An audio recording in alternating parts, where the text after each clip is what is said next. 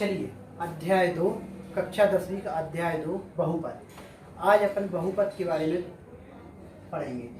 चलिए बहुपद को पढ़ाने से पहले मैं बहुपद होता क्या है और बहुपद में कौन कौन से प्रकार होते हैं, घात के आधार पर बहुपद कितने प्रकार का होता है और पदों के आधार पर बहुपद कितने प्रकार का होता है, तो इसके बारे में बहुपद की घात क्या होती है, बहुपद के गुणांक क्या कहलाते हैं, अचर पद क्या होता है बहुपद का। चलिए इसके बारे में अपन आज चर्चा करेंगे। सबसे पहले नंबर आपको बता दूं कि बहुपद की परिभाषा आपको बताऊं जो कि आप कक्षा 9वीं में पढ़ चुके हैं। बहुपद कहलाता क्या है? ऐसा बीजीय व्यंजक या वह व्यंजक या ऐसा बीजीय व्यंजक जिसमें चर के जो घातांक होते हैं, वो चर के जो घातांक होते हैं वो सभी घातांक धनात्मक घातांक हों, वो सभी धनात्मक घातांक हों, उसे हम क्या कहते हैं? बहुपद कहते हैं। फिर से सुन लीजिए, ऐसा बीजीय व्यंजक जिसमें चर के घातांक या चर के सभी घातांक धनात्मक पूर्णांक हों, वो उसे क्या कहते हैं? उस व्यंजक को क्या कहते हैं? बहुपद कहा जाता है। बहुपद में हो सकता है एक से अधिक स्टेप भी हो सकते हैं, पद हो सकते हैं, दो या दो से अधिक पद भी हो सकते हैं, चाहे जितने पद हो सकते हैं बहुपद में। अब यहाँ देखिए, घात के आधार पर बहुपद और पद के आधार पर। अगर हम पद की चर्चा करें तो पद मतलब होता है स्टेप। यदि स्टेप की बात करें तो बहुपद, देखिए यदि किसी बहुपद में केवल एक स्टेप दिया गया है तो उसे हम एक पदी कह सकते हैं। यदि उसमें दो स्टेप दिए गए हैं तो उसको द्विपदी कहा जाएगा। यदि उसमें तीन स्टेप दिए गए हैं तो उसे हम क्या कह सकते हैं? त्रिपदी स्टेप कह सकते, त्रिपद बहुपद कह सकते हैं या त्रिपदी बहुपद कह सकते हैं। चार स्टेप है तो उसको चतुर्थ पदी बहुपद कह सकते हैं। और यदि हम घात की बात करें तो घात में क्या होता है? हमें घात देखना पड़ता है। यदि किसी बहुपद में एक की घात लगी हुई है उसे हम रैखिक बहुपद कह देते हैं। रैखिक मतलब एक की घात वाला बहुत, या एक घाती बहुपद भी कह देते हैं। यदि किसी बहुपद में दो की घात लगी हुई है तो उसे हम क्या कह देते हैं? द्विघाती बहुपद कह देते हैं। यदि किसी बहुपद में तीन की घात लगी हुई है तो उसे हम त्रिघाती बहुपद कहते हैं। चार की लगी हुई है तो चतुर्थघाती बहुपद कहते हैं। चलिए आइए बहुपद की अगर हम एग्जाम्पल की बात करें तो मान लीजिए हम एक एग्जाम्पल लिखते हैं बहुपद का। x के ऊपर 5 की घात धन 3 x के ऊपर 3 की घात प्लस 4 x के ऊपर 2 की घात प्लस 3x प्लस 6। ये मैंने एक बहुपद लिया हुआ है और आप चाहें तो बहुपद को px से दर्शा सकते हैं। तो मैंने लिखा px बराबर x के ऊपर 5 की घात 3x के ऊपर 3 की घात 4x के ऊपर 2 की घात 3x धन 6। ये एक 5 घात का बहुपद है।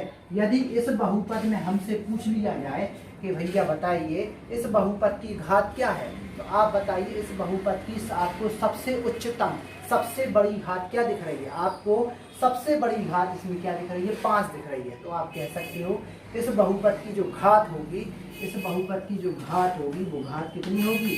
5 होगी। कितनी होगी? 5 होगी या 5 होगी। अब अगर हम आपसे कहें कि आपको द्विघाती बहुपद का उदाहरण बताना है तो द्विघाती जो बहुपद होता है, द्विघाती जो बहुपद होता है उसमें जो घात होती है वो 2 की होती है। यदि हम यहाँ से क्या करें, इन दोनों को मिटा देते हैं और यहाँ से केवल इतना लिखते हैं। अगर हमने यहाँ से लेके यहाँ तक लिखा 4x² प्लस 3x प्लस 6, यदि हम ये लिखते हैं तो ये जो हमारा बहुपद है ये हमारा द्विघाती बहुपद है। इसके बाद यदि हम 4x² को भी छोड़ देते हैं, लास्ट के 2 स्टेप लिखते हैं, 3x प्लस 6 लिखते हैं, तो यहाँ हम देखते हैं कि x के ऊपर हमारे कोई भी घात नहीं दिख रही, मतलब x के ऊपर यहाँ कितनी की घात कहलाई? 1 की घात कहलाई। तो इस एक घात वाले बहुपद को हम क्या कहेंगे? रैखिक बहुपद। एक घात वाले बहुपद को रैखिक बहुपद। चलिए दो घात वाले बहुपद को द्विघाती बहुपद, 3 घात वाले बहुपद को त्रिघाती बहुपद। इस तरीके से घात के आधार पर बहुपद होते हैं। और यदि हम स्टेप की बात करें तो ये 2 स्टेप दिख रहे हैं इसमें, 1 और 1 2, तो ये हमारा द्विपदी बहुपद कहलाएगा। इसमें 3 स्टेप दिख रहे हैं, 1 2 3, तो ये 3 पदी बहुपद कहलाएगा। इसमें 1 2 3 4 5 स्टेप दिख रहे हैं, इसलिए ये पंचम पदी बहुपद कहलाएगा। चलिए घात की बात करें तो मैं बता चुका हूँ, इसमें 5 की घात होगी, इसकी उच्चतम घात 2 है तो इस बहुपद की घात 2 होगी, इस बहुपद की घात 1 होगी।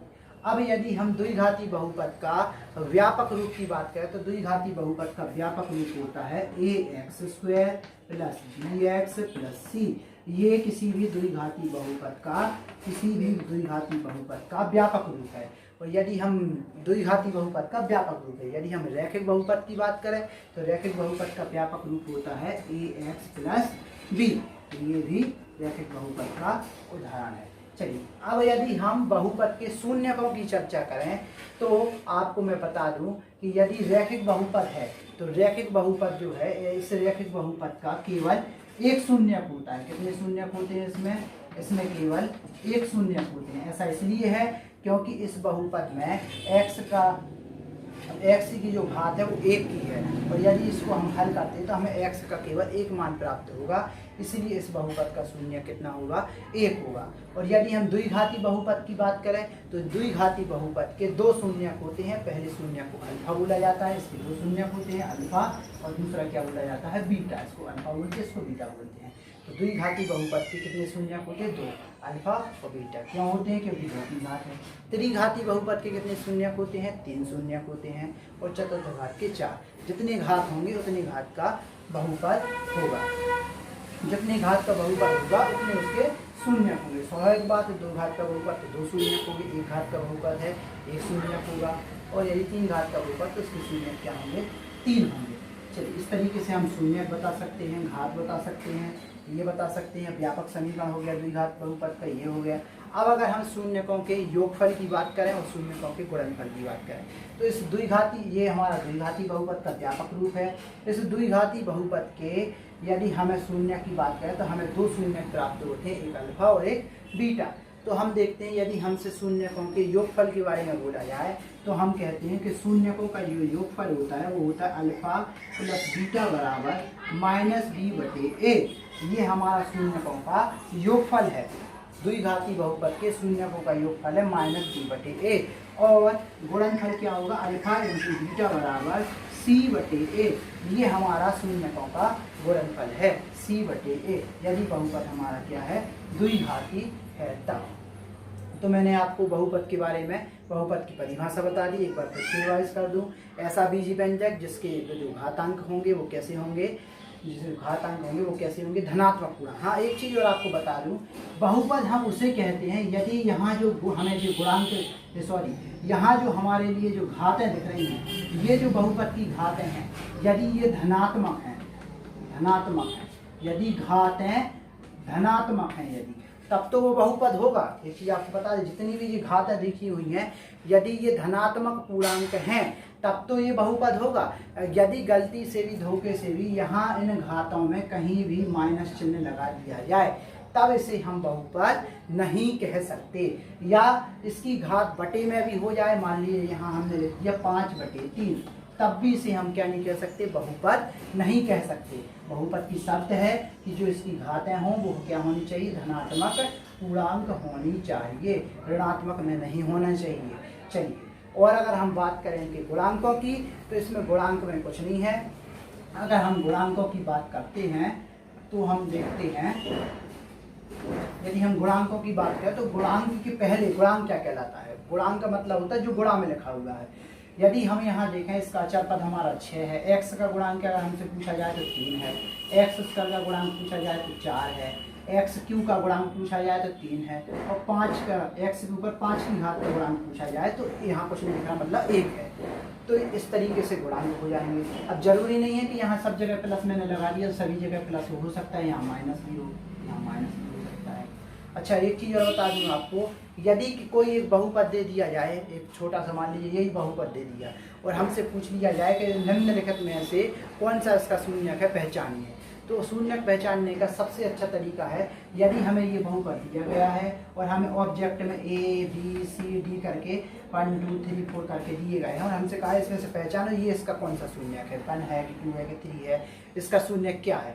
तो हमें कुछ नहीं करना है, जहाँ जहाँ x दिख रहा है वहाँ वहाँ हमें ये मान को रख के देख लेना। पहले हम 1 रख के देखेंगे, रखने के बाद हम देखते हैं कि 0 आ रहा है, नहीं आ रहा। अगर 0 नहीं आता तो हमारे ये शून्यक नहीं होगा। 2 रख के देखेंगे आ रहा क्या, नहीं आ रहा तो नहीं होगा। 3 रख के देखेंगे आ रहा क्या, नहीं आ रहा। शून्य आना चाहिए। जो जिस संख्या को रखने पर हमारा 0 आ जाएगा वो हमारा क्या होगा, वो शून्यक हो जाएगा। और 0 नहीं आता तो शून्यक नहीं होगा। अगर हमसे कह दिया जाए कि जो 0 है, ये 0 जो है इसका शून्यक मान लीजिए एक, मान लीजिए दो कह दिया हमने, दो इसका शून्यक है या नहीं पहचानो। कुछ नहीं करना है, जहाँ जहाँ आपको एक्स दिख रहा है वहाँ 2 को रख के देख लीजिए। यहाँ हम 2 रखेंगे, 2 का वर्ग कितना हो जाएगा, 2 का वर्ग हो जाएगा 4 हो जाएगा, 4 चौके 16।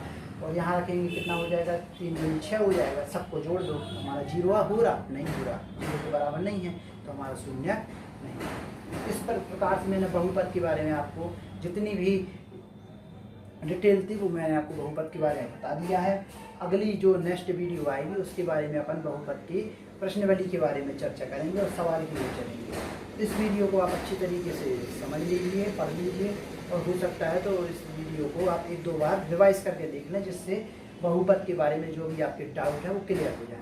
और एक चीज़ और बता दें, मैं जो भी आपको ये वीडियो डाल रहा हूँ उस वीडियो को आप अपने दोस्तों के लिए क्या कर, जो भी 10th क्लास में उनको शेयर कर सकते हैं, ठीक है। वीडियो को शेयर करिए, सब्सक्राइब करिए, लाइक करिए, और किसी भी अगर प्रकार की आपको समस्या आ रही है तो उसमें आप नीचे कमेंट करके उस समस्या को आप वहीं पर आप बता सकते हो क्या समस्या आ रही है। तो मैं आने वाली जो नेक्स्ट वीडियो होगी उसमें आपकी उन समस्याओं का हल करने की कोशिश करूँगा। धन्यवाद।